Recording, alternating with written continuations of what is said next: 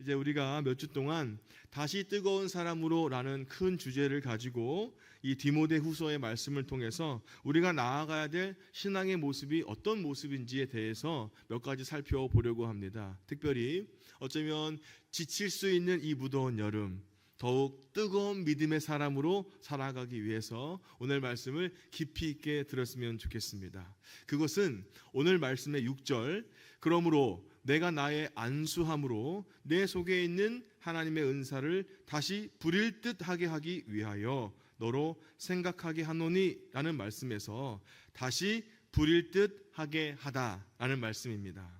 자, 다시 부릴 듯하게 하다라는 말은 말 그대로요, 다시 불을 붙이는 거잖아요.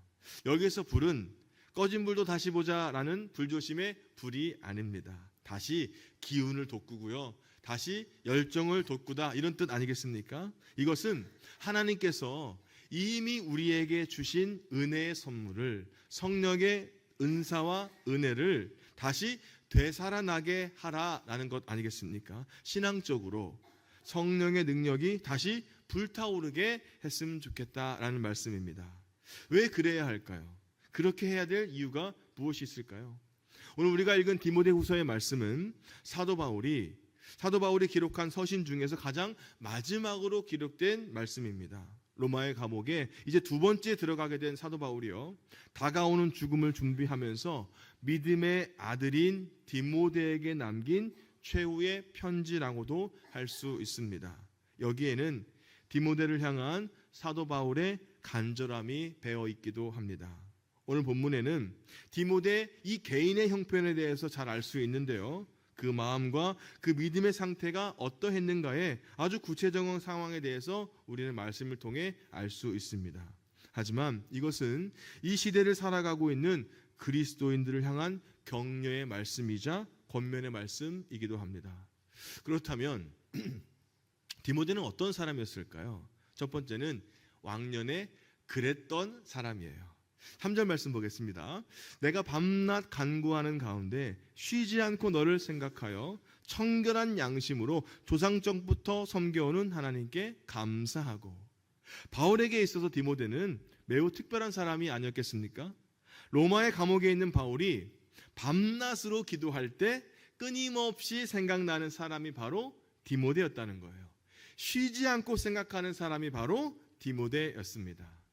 바울이 디모데에게 아주 중요한 책임을 맡겼습니다. 그것은 에베소에 있는 교회에서 목회를 하는 거였어요. 청년 디모데는 그곳에서 사도 바울을 대신해서 거짓 교사들과 싸우기도 하고 교회의 일꾼을 세우기도 하고요, 교회의 규칙을 만드는 일도 했습니다. 이런 디모데를 사도 바울이 너무나 보고 싶었던 거예요. 그리고 그를 생각만 하는 것으로도 하나님께 감사했다는 겁니다. 디모데는 바울에게 있어서 어떤 사람이었습니까? 생각하면 감사한 소망의 사람이었습니다. 오늘 여러분에게 그런 사람이 있습니까? 쉬지 않고 생각하는 사람이 있나요? 생각하면 생각할수록 웃음이 지어지고 기도하게 되고요, 감사하게 되는 그런 사람이 여러분 한 사람이 있습니까? 그런 사람이 여러분에게 있다면 여러분은 아주 행복한 사람이 될 가능성이 높습니다. 오늘 바울에게 디모데가 그러한 사람이었다는 거예요. 그때마다 바울이 어떤 것을 느끼게 되었다고 고백을 합니까? 그것은 감사했다는 겁니다. 바울이 기도할 때마다 디모데가 생각났고요, 디모데가 생각할 때마다 하나님께 감사를 드렸다는 거예요. 사랑하는 여러분, 여러분도 누군가에게 감사로 기억되는 사람이기를 주의 이름으로 축복합니다. 생각만 하면 웃음이 지어지는 그런 기쁨의 사람이 되고요, 마음이 따뜻해지는 감동의 사람이 되고요, 감사하게 되는 축복의 사람이 되시기를 주의 이름으로 축복합니다. 우리 모든 성도님들이 저에게 그리고 다른 성도들에게 그런 사람이 되었으면 좋겠습니다. 무엇보다도 우리 성도님들이 하나님이 보시기에, 주님이 보시기에, 주님이 생각하기에 생각만 하면 기쁨이 되는 그런 믿음의 사람이 되기를 주의 이름으로 축복합니다. 자, 디모데는 또 어떤 사람이었습니까? 4절 말씀입니다. 내 눈물을 생각하여 너 보기를 원함은 내 기쁨이 가득하게 하려 함이니. 바울이 디모데를 깊이 생각했던 것은 그의 눈물을 기억했기 때문입니다. 바울이 이제 세 번째 전도 여행을 마치고요, 예루살렘으로 올라갈 때 에베소라는 곳에 들릴 시간이 없어서 밀레도라는 곳에서 이 에베소 교회의 지도자들을 만나게 되고 말씀을 전하고 헤어지게 되는데, 그때 바울이 눈물을 많이 흘렸습니다. 아마도 그때 디모데도 그 자리에 있지 않았을까요? 여기에서 바울과 디모데는 작별을 아쉬워하면서, 특히 다가오는 큰 어려움을 느끼면서 서로를 위해서 뜨거운 마음으로 눈물을 흘리며 기도해 주었습니다. 디모데는 사도 바울에게 눈물을 흘리는 사랑의 사람이었습니다. 어떤 심리학자가 이렇게 말하더라고요. 눈물을 흘리는 사람은 따스한 마음을 가진 사람일 가능성이 많습니다 라고요. 혹시 나는 눈물이 메말랐습니다 라고 생각하는 분이 계십니까? 그러지는 마시기 바랍니다. 왜냐하면 함께 웃고 함께 울 수 있는 따뜻한 마음이 오늘 우리의 삶에는 반드시 필요하기 때문입니다. 요즘 우리 남편들이 갱년기가 와서 눈물을 많이 흘린다고 할지라도 옆에서 뭐라고 하지 마시고요. 오히려 저 양반이 잃어버린 감정을 다시 되찾았구나 생각하시고 슬쩍 티슈를 갖다 주는 센스가 우리 아내분들에게 있기를 주의 이름으로 축복합니다. 그래서요, 우리 교회 모든 성도들이 함께 웃을 뿐만 아니라 함께 울 수 있는 그런 따스한 마음, 사랑의 감동이 있는 사람들이 되기를 주의 이름으로 축복합니다. 축복합니다. 옆 사람에게 이렇게 인사하겠습니다. 눈물 흘려도 당신이 아름답습니다. 할렐루야. 자, 또 디모데는 어떤 사람이었을까요? 5절 말씀입니다. 이는 내 속에 거짓이 없는 믿음이 있음을 생각함이라. 이 믿음은 먼저 내 외주모 로이스와 내 어머니 유니게 속에 있더니 내 속에도 있는 줄을 확신하노라. 디모데의 아버지는 헬라인이었습니다. 모친은 유니게라는 기독교로 개종한 경건한 유대인이었어요. 신앙심이 좋은 외할머니 로이스도 함께 살았기에 이 디모데는 아주 돈독한 신앙의 모습을 보면서 자라지 않았겠습니까? 그리고 디모데는 어려서부터 할머니와 어머니의 이 신앙적인 감동을 많이 받았습니다. 그는 거짓이 없는 믿음을 가졌는데, 이 말은 가식이 없는 아주 솔직담백한 신앙이라는 것 아니겠습니까? 디모데는 거짓이 없는 믿음의 사람이었습니다. 사람들 사이에는 적당히 가리는 것이 예의일 수 있겠습니다만, 하지만 하나님 앞에서는 정직하게 서는 것이 바른 믿음 아니겠습니까?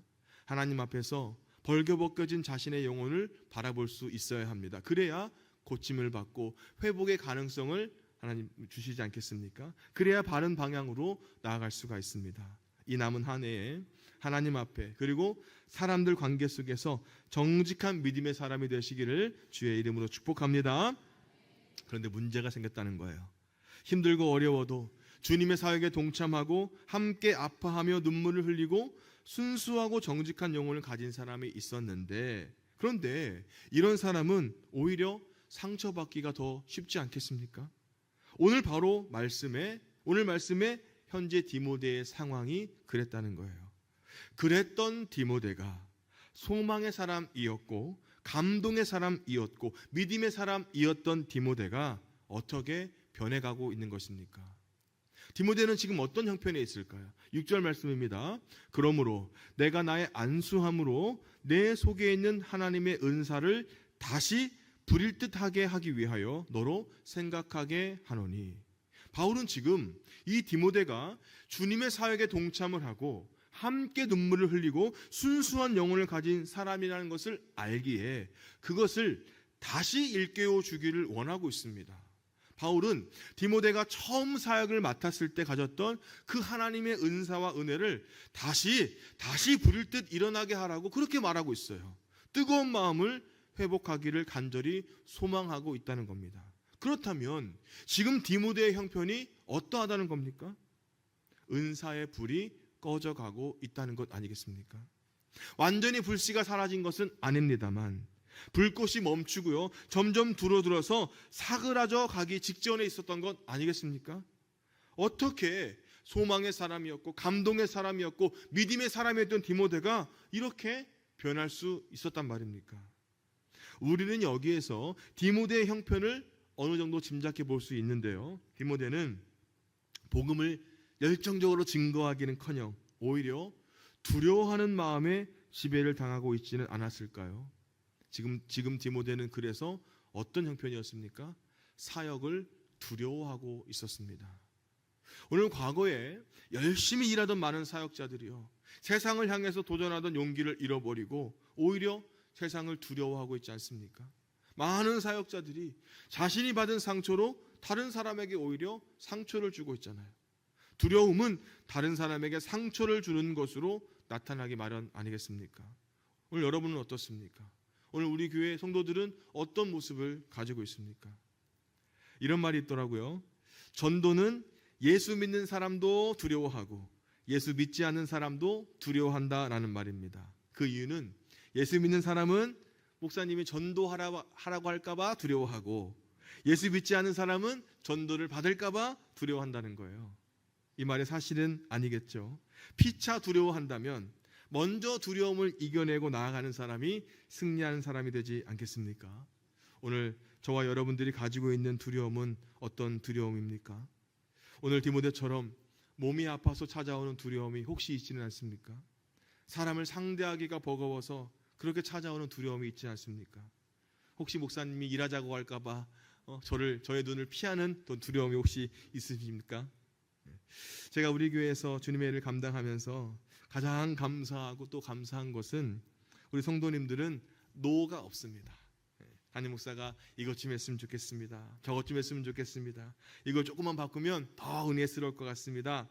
이 사역에 같이 참여했으면 좋겠습니다. 이렇게 권면을 드리고 말씀을 드리면 우리 장로님들부터 또 목사의 권면에 늘 긍정적으로 반응을 해주시고 순종을 해주시더라고요. 우리 권사님들도 집사님들도 우리 모든 성도님들도 우리 교회 각 기관의 모든 분들도 정말 믿음으로 순종을 해주세요. 이것이 저에게 가장 큰 복이고 감동입니다. 물론 이 부분은 우리 일대 목사님의 영적인 지도와 또 우리 원로 목사님의 사랑의 손길이 있었기 때문임을 잘 알고 제가 기도할 때마다 감사를 드리고 있습니다. 그런데 여러분, 혹시 이런저런 두려움 때문에 도전하지 못하고 불이 사그러지는 형편에 있는 분이 혹시 계신지요? 이 두려움을 떨쳐버리기 위해서 우리는 다시 불을 붙여야 될 줄로 믿습니다. 무엇으로요? 예배를 통해서, 찬양을 통해서, 말씀을 통해서, 그리고 최선을 다하는 기도를 통해서 다시 불일 듯 하게 하시기를 주님의 이름으로 축복합니다. 또 디모데는 어떤 형편에 있었습니까? 8절 말씀입니다. 그러므로 너는 내가 우리 주를 증언함과 또는 주를 위하여 갇힌 자 된 나를 부끄러워하지 말고 오직 하나님의 능력을 따라 복음과 함께 고난을 받으라. 아멘. 바울은 디모데에게 복음을 위해서 갇힌 몸이 된 바울 자신을 부끄러워하지 말라 이렇게 권면을 하고 있어요. 오히려 함께 고난을 받으라고 말하고 있습니다.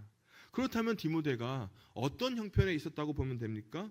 디모데가 혹시 바울을 부끄럽게 생각하고 있었다는 것 아닐까요? 디모데는 어쩌면 바울을 부끄럽다고 생각을 했습니다. 처음에 디모데가 바울과 함께 복음 전하는 것을 얼마나 기뻐했을까요? 너무나 자랑스러워했을 겁니다. 바울이 복음을 위해서 처음 로마의 감옥에 갇혔을 때 그를 위해서 성도들과 함께 얼마나 열심히 기도했겠습니까? 그리고 감옥에서 딱 석방이 됐을 때 하나님을 찬양하고 감사를 드렸을 거예요. 그런데 두 번째 감옥에 갇히게 됐을 때 디모데의 마음에 부담이 있지 않았겠습니까? 믿으면 된다고, 기도하면 막 이루어진다고 그렇게 설교하고 또 교인들에게 그렇게 설득을 했는데 다시 재차 바울이 투옥된 것이 실망이 되었을 수 있지 않겠습니까?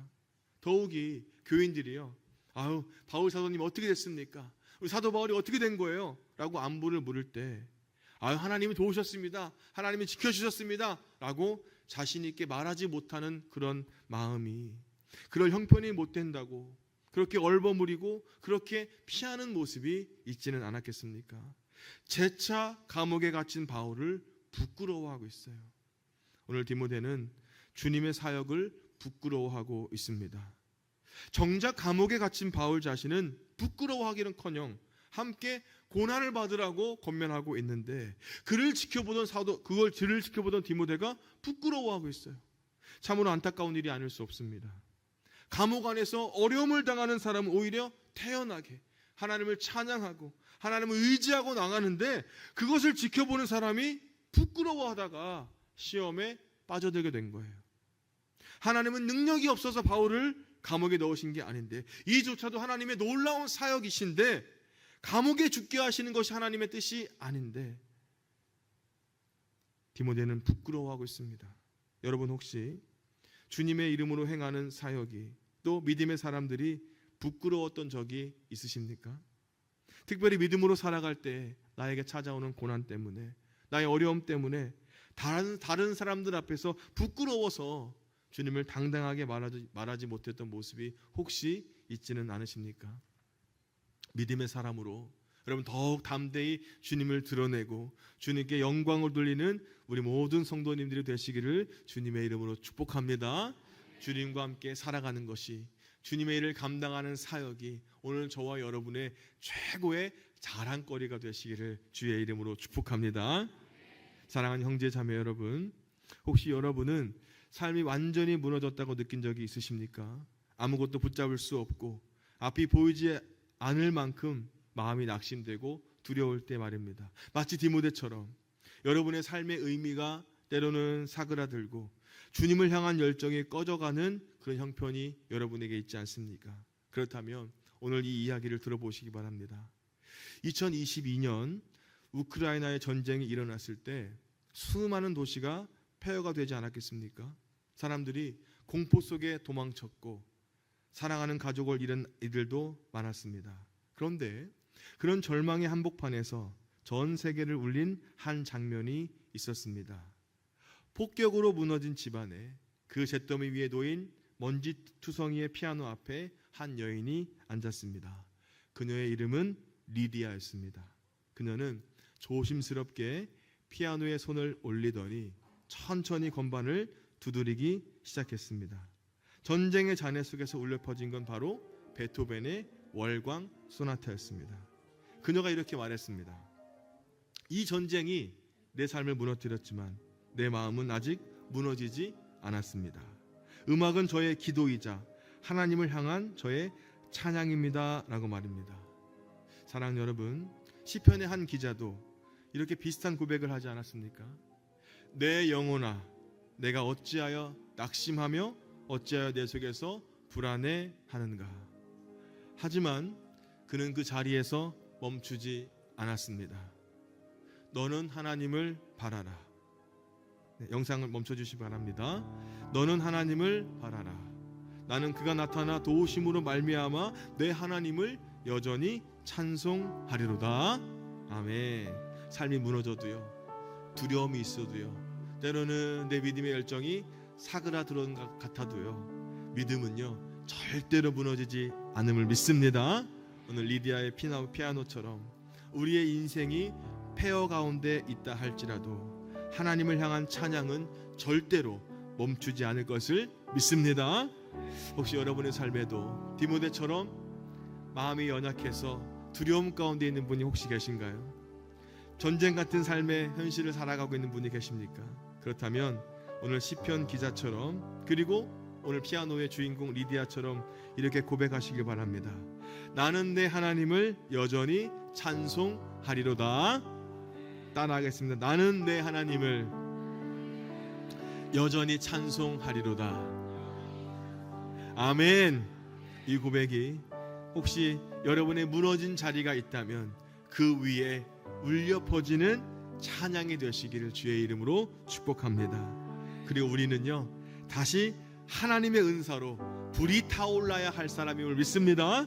다시 불일 듯 하게 하라 라고 하는 말씀을 붙잡고 더 이상 낙심해 있는 사람이 아닌, 일어나 여전히 하나님을 찬송하는 사람으로 세워지고 하나님의 나라를 위해서 정말 믿음의 사람으로 사용되어지는 귀한 축복의 사람이 되시기를, 찬양하는 사람이 되시기를 주님의 이름으로 축복합니다. 축복합니다. 오늘 말씀을 기억하시고